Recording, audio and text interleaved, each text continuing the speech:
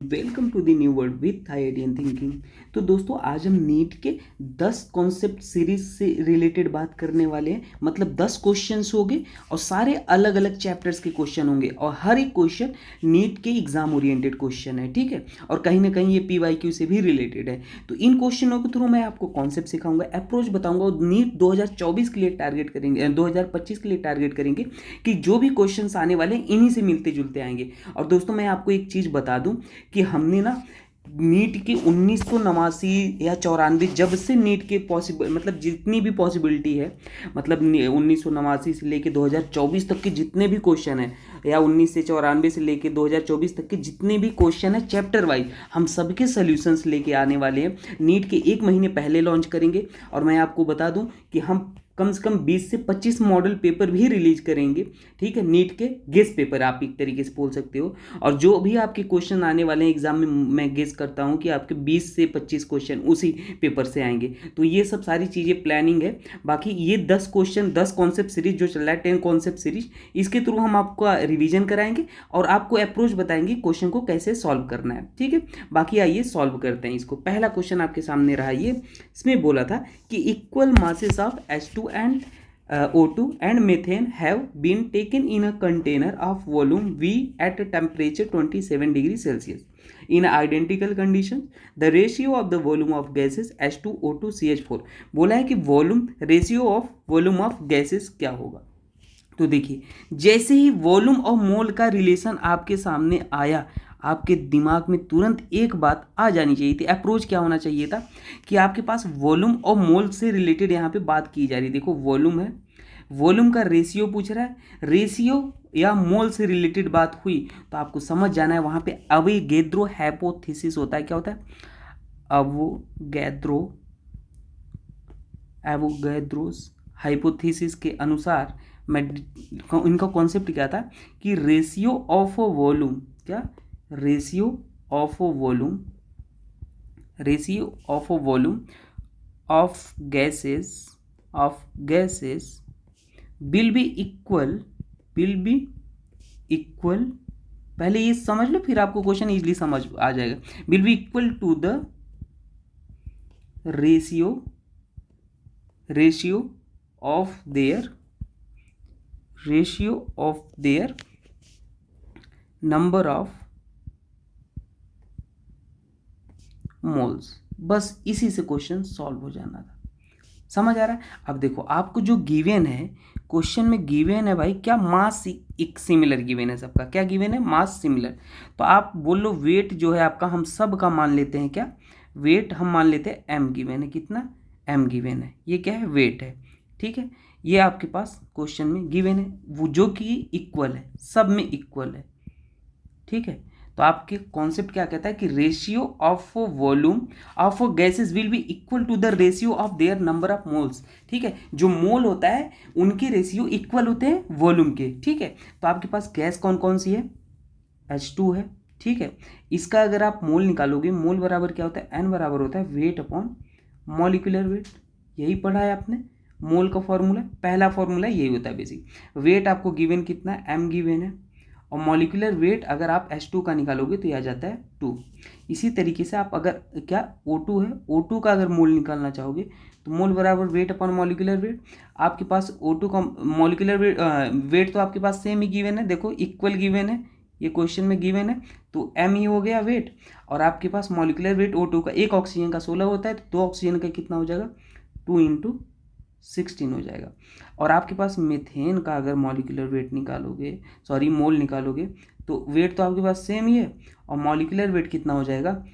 Carbon का 12 और hydrogen का 4, तो आपके पास आ जाएगा M/16 और इसका कितना आ जाएगा? M/32 अगर मल्टीप्लाई करके लिख दो, ठीक है। अब बोला है जो वॉल्यूम होता है, मैंने क्या बोला, वॉल्यूम जो होता है H2, ठीक है, VH2 VO2 और V, ये अब एवोगैद्रो हाइपोथेसिस जो भी आपके पास है वो मैं लिख रहा हूँ। ये बोला है बराबर होता है मोल के, किसके? NH2 NO2 जो भी मोल आपके पास गिवन है, और N क्या है? O2 और NCH4 है। हाँ भाई लिख लिया। अब आप इसका निकाल लो। अगर आप इसको, मैं बड़ा करता हूँ, आपके पास एन मोल कितना निकाल लिया H2 का m/2 और O2 का मोल कितना निकाल लिया m/32 और CH4 का कितना निकाले m/60। ठीक है, आप अगर इसको सॉल्व करना चाहोगे तो ये m से m कट जाएगा, डिवीजन में ऐसे होता है तो कट जाता है, 2 1 जा 2, 2 16 और ये क्या हो जाएगा 8 हो जाएगा। ठीक है, फर्दर इसको आप और इजीली कैलकुलेट करना चाहोगे तो 1/16 और 1/8। अब देखो आपको कैलकुलेशन में दिक्कत होगी, लेकिन मैं आपको एक एक कैलकुलेशन सिखाऊंगा। यहाँ पे देखो, अब यहाँ पे आपको कॉमन पॉइंट क्या दिख रहा है, आपको 16 दिख रहा है ना। आप क्या करो 16 से मल्टीप्लाई कर दो। जब भी रेशियो वाली बात हो तो ऐसा करो कि सभी टर्म्स कट जाएँ, इंटीजर आ जाए। तो यहाँ पे 1/16 हो गया, 16 से हम मल्टीप्लाई कर रहे हैं, सभी में मल्टीप्लाई करना है। ठीक है, 16 में से हम मल्टीप्लाई कर रहे हैं, इसमें भी मल्टीप्लाई करोगे और आप 1/8 × 16 इसमें करोगे तो ये 16 से 16 कट गया, ये 8 2 जा ये आ गया, 8 2 जा 16 हो गया। तो आपके पास क्या आ गया 16:1:2 आ गया। समझ पा रहे हो आप? तो आपके पास आंसर हो गया ये। अब आप डिपेंड करता है आपके पास आंसर गिवन क्या है। तो आई होप आपको ये क्वेश्चन समझ में आया होगा। अगर नहीं समझ में आया तो आप पूछ लेना, मैं फिर से आपको समझा दूंगा। ठीक है, कमेंट में। आइए नेक्स्ट क्वेश्चन को सॉल्व करते हैं। आपके पास दूसरा क्वेश्चन था ये, the energy of an electron in the ground state n=1। Ground state के लिए n=1 होता है। हाँ भाई, for helium ion is -x joule, then that for an electron E in n=सेकेंड। मतलब ये बोला है ये n=सेकेंड है, तो इसका मतलब है कौन से स्टेट में है आपको पता है। ग्राउंड स्टेट n=1 होता है, फर्स्ट एक्साइटेड स्टेट n=2 होता है। और अगर आपके पास क्या फर्स्ट n=2 मतलब ये क्या पूछा है, फर्स्ट एक्साइटेड स्टेट के लिए ही पूछा है। ठीक है, तो अब आप इस क्वेश्चन को कैसे सॉल्व करोगे। तो देखो, आपको कहीं ना कहीं n और e का रिलेशन आपको पता होना चाहिए। ठीक है, तो जब भी आप एनर्जी से रिलेटेड फॉर्मूला पढ़ते हो तो क्या पढ़ते हो, एनर्जी बराबर क्या होता है, जो रिलेशन होता है Z² डिवाइड बाई क्या होता है, ये आपके पास जो भी स्टेट गिवन होता है n² होता है। एनर्जी का बेसिकली ये रिलेशन होता है। यहाँ पे हम डायरेक्टली प्रोपोर्शनल लिखें तो ज़्यादा सही होगा, क्योंकि डायरेक्टली प्रोपोर्शनल होता है। यहाँ पे अगर प्रोपोर्शनल लगाएं, अगर इक्वल लगाएंगे तो एक कांस्टेंट आ जाता है -13.6 × Z²/n²। क्योंकि हमें n गिवन था और एनर्जी से रिलेटेड बात किया था, इसलिए हमने ये फॉर्मूला को अप्लाई किया। अब देखो E हमारे पास क्या है, इनवर्स रिलेशन है किससे, n² से अलग अलग लिखना चाहिए, और E बराबर हमारे E directly proportional to Z² है।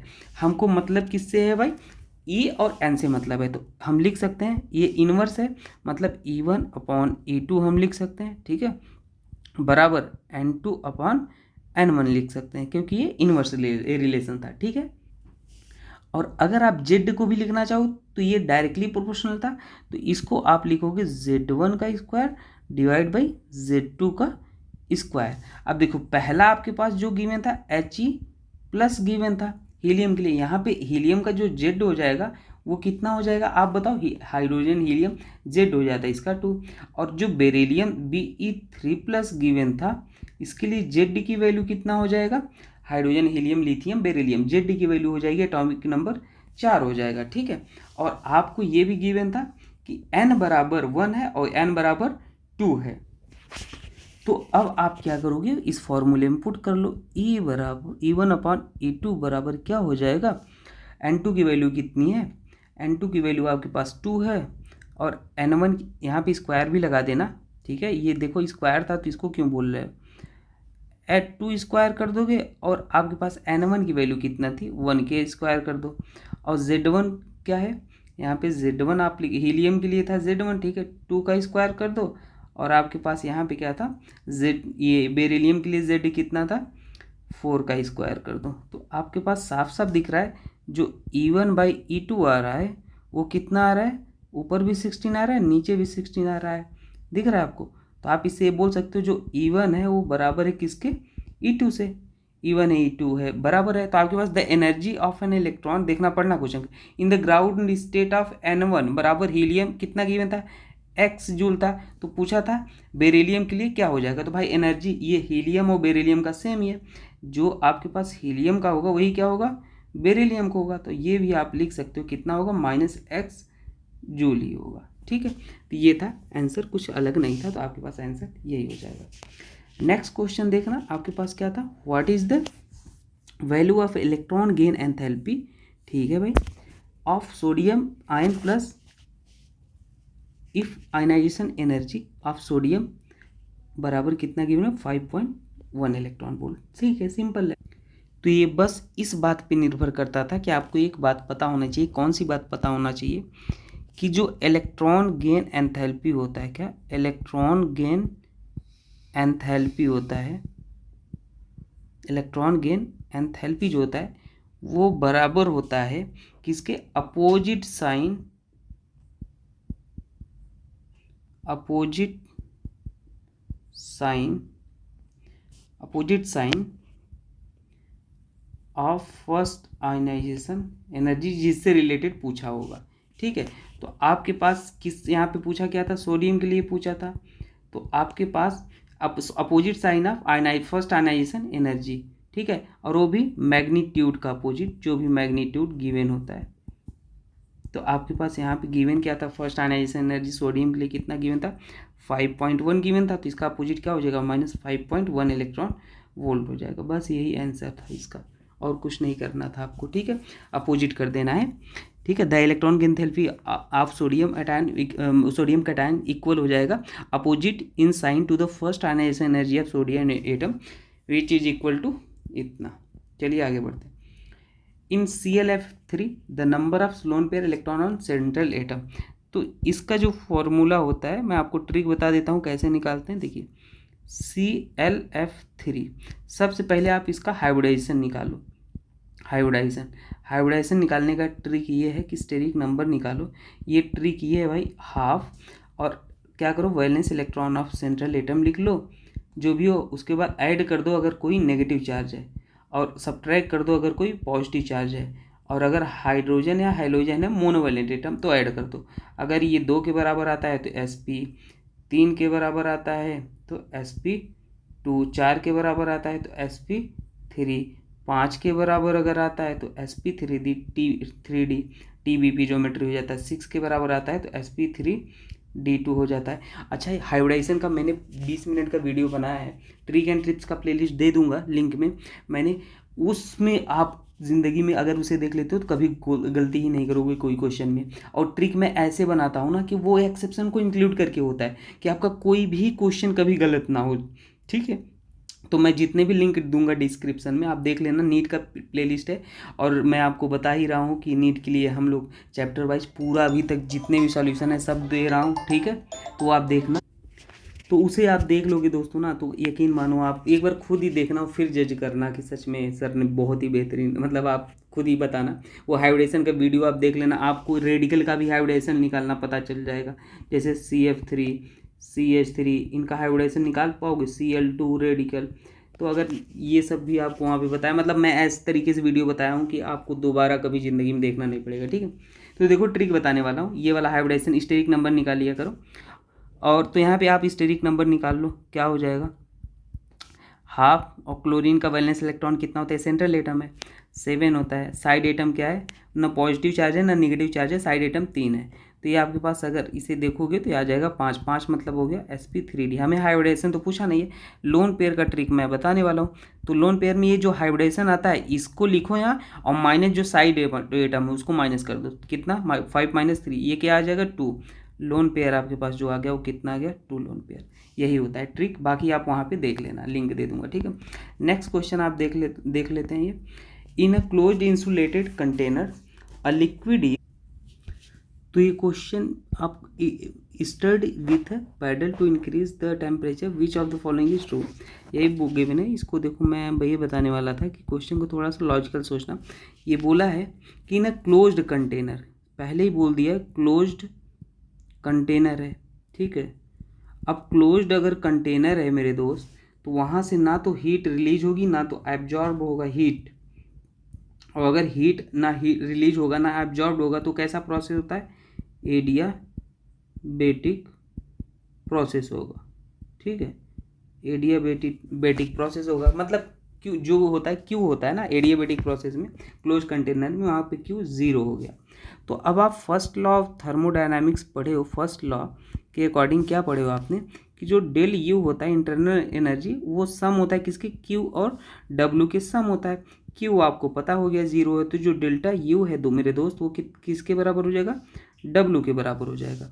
डेल्टा यू डब्ल्यू के बराबर हो जाएगा, लेकिन इसका मतलब ये क्या है, 0 नहीं हो जाएगा। ठीक है, तो आप इससे ये बात रिलेट कर सकते हो कि आपके पास जो डेल्टा ई, डब्ल्यू को ही क्या बोलते हैं, डेल्टा ई भी बोलते हैं, इंटरनल एनर्जी बोलते हैं।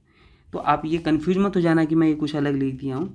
तो आपके पास यहाँ पे ऐसा ऑप्शन कहाँ दिख रहा है, इसका मतलब ये 0 मत बोल देना, नॉट बराबर है लेकिन equal to not equal to 0 है। और क्यों 0 है तो ऐसा ऑप्शन कौन सा दिख रहा है, ऑप्शन नंबर 1 ये ही दिख रहा है। ठीक है, नेक्स्ट क्वेश्चन देखते हैं। Among the following which is Lewis acid. देखो सबसे पहले लेविस एसिड क्या होता है ये समझना होगा। लेविस एसिड ये क्या होते हैं, जिनके पास वैकेंट ऑर्बिटल होता है इन जनरल, और जो क्या होते हैं इलेक्ट्रॉन पेयर को एक्सेप्ट करते हैं, इलेक्ट्रॉन पेयर को एक्सेप्ट करते हैं।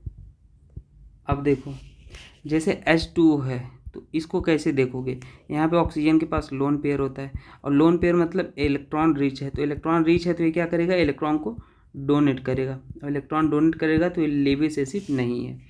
अगर BF3 देखो यहाँ पे BF3 है, इसके पास क्या होता है, वैकेंट p ऑर्बिटल होता है, वैकेंट p ऑर्बिटल होता है। अगर यकीन नहीं आता तो मैं आपको लिख के दिखाता हूँ।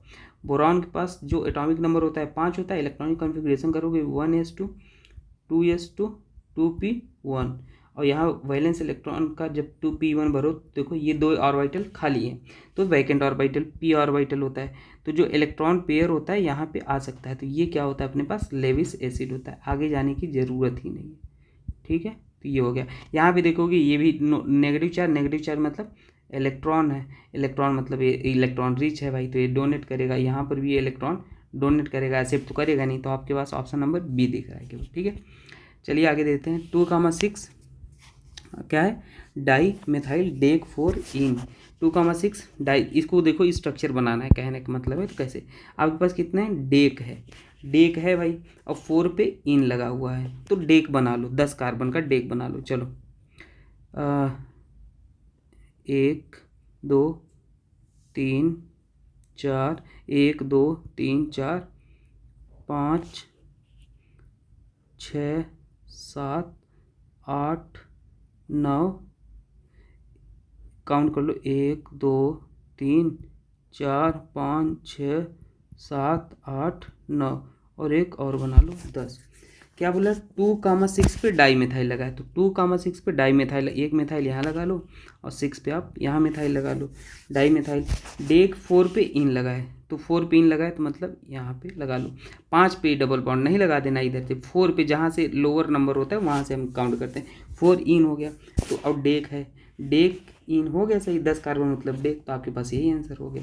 ठीक है, चलिए आगे बढ़ते हैं। Which of the following alkane can not be made in good yield by Wurtz reaction. तो देखो सबसे इंपॉर्टेंट बात आपको जो जाननी थी यहाँ पे, ये जानना था कि जो वुड्स रिएक्शन होता है दोस्त, वुड्स रिएक्शन वो सिमेट्रिकल एल्केन को बनाता है। ठीक है, वुड्स रिएक्शन से क्या बनता है, सिमेट्रिकल, स्पेलिंग देख लेना, एल्केन बनाता है। ठीक है, और यहाँ पे जो सबसे इंपॉर्टेंट बात है, methane can not be prepared, methane can't be prepared would reaction. ठीक है, और यहाँ पे वुड रिएक्शन होती क्या है, आपके पास अल्काइल हैलाइड होता है, सोडियम इन ड्राई ईथर के प्रेजेंस में रिएक्शन होती है। ठीक है, और आपके पास एल्केन बन जाता है। कैसे बनता है, ये वाला टूटता है यहाँ से रेडिकल, और R से R बन के एल्केन बना लेता है। साइड में साइड प्रोडक्ट Na2NaX भी बनता है, उसको रहने दो। लेकिन आपसे यहाँ क्वेश्चन कुछ अलग ही पूछा था which of the following alkane can not be made in good yield, तो सिमेट्रिकल एल्केन बनता है बस। तो देखो पहला वाला आपके पास 2,3 डाई मिथाइल ब्यूटेन है, तो ब्यूटेन बना लो सबसे पहले, और 2,3 पे डाई मिथाइल है, बस यही। हाँ भाई ये तो सिमेट्रिकल, इसमें सिमेट्रिक दिख रहा है, ये तो बनेगा। बी वाला देख लो, एन हेप्टेन है, हेप्टेन मतलब लीनियर बनाना, 1 2 3 4 5 6 7, तो भाई ये अनसिमेट्रिकल देखो, 1 2 3 4 5 6 7। तो ये भाई ऑड है, ऑड मतलब अनसिमेट्रिकल टाइप है, अनसिमेट्रिकल है भाई, यहाँ पे आप मत बना देना। एन ब्यूटेन देखो सी वाला भी बन जाएगा, 1 2 3 4, यहाँ पे देखो ये सिमेट्री है। और एन हेक्सेन भी बन जाएगा, है ना। हेक्सेन कैसे बनेगा, 1 2 3 4 5 6, यहाँ पर भी देखो सिमेट्री है, लेकिन आप यहाँ पे बनाना चाहोगे नहीं, कहीं से सिमेट्री नहीं दिख रही, बना लो, देख लो चाहे तो, ठीक है। तो यहाँ पे सिमेट्री नहीं है, तो आपके पास ऑप्शन नंबर कौन सा हो जाएगा, बी। चलिए देखें नेक्स्ट, ये पूछा था क्वेश्चन, इसमें क्या प्रोडक्ट बनेगा। तो पहला ये बहुत सिंपल क्वेश्चन है, अगर ये एडिशन ऑफ वाटर हुआ है तो इस रिएक्शन में क्या कराना है। देखो सिंपली यहाँ से आपको ये देखना है, यहाँ से OH माइनस निकलता है, ठीक है, और ये उस पोजीशन पे जो जुड़ेगा जहाँ पे स्टेबल कार्बोकेटाइन बने। तो ये एल्कीन है, एल्कीन अपने आप को ऐसे तोड़ता है और ऐसे तोड़ेगा, इसको नाम दे दो, इसको नाम दे दो बी। तो देखो दोनों कॉन्सेप्ट ऑफ एरो ये कहता है, अगर एरो ऐसे चला तो आगे एक साइड नेगेटिव आता है, उसके पीछे साइड पॉजिटिव आता है, ठीक है। हमेशा कॉन्सेप्ट ऑफ एरो याद रख लेना। और ये नेगेटिव हमेशा उस एरो उस डायरेक्शन में होता है जहाँ पे इलेक्ट्रोनेगेटिविटी ज़्यादा होता है, ठीक है। तो देखो भाई यहाँ पे इलेक्ट्रोनेगेटिविटी का रोल नहीं है, ये रिएक्शन हो तो आप हमेशा ऐसे देखना है ना, दो तरीके से तोड़ना। तो चलो बना लो पहला, अगर मान लो पहले तरीके से हम तोड़ के बनाते हैं, तो पहले ए वाला, तो अपने पास कार्बोकेटाइन किधर आएगा, कार्बोकेटाइन इधर आएगा, और जो इधर नेगेटिव चार्ज आएगा दोस्तों उसके जगह हाइड्रोजन आके जुड़ जाता है। तो हमने यहाँ पे हाइड्रोजन जोड़ के लगा दिए, ठीक है, वो अंडरस्टूड है।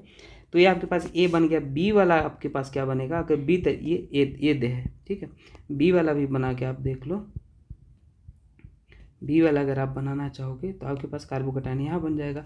अब ये कार्बोकेटाइन कितना डिग्री है, 1 डिग्री है, ये कार्बोकेटाइन कितना डिग्री है, 2 डिग्री है। तो स्टेबल कौन हुआ, 2 डिग्री, तो इसलिए आपके पास अगली रिएक्शन इधर से होगी।